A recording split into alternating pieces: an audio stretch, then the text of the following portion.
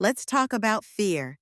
I know that you have a hard time. You are in big trouble. You are fearful. But please, let me reassure you. Fear is not real at all. Fear is just a ghost, unphysical and unable to hurt you at all. Fear is the product of your own imagination, and it is not the real thing if you stop imagining it. Look at you. You are not that weak to allow your fear to kill your dream. You need to fight back. Fight for what you love. Fight for what you dream of. Fight for your life.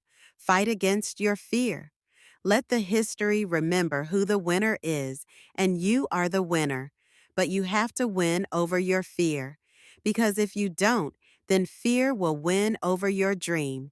Now you have to decide. Live your fear or live your dream. Control your life or let your fear control you.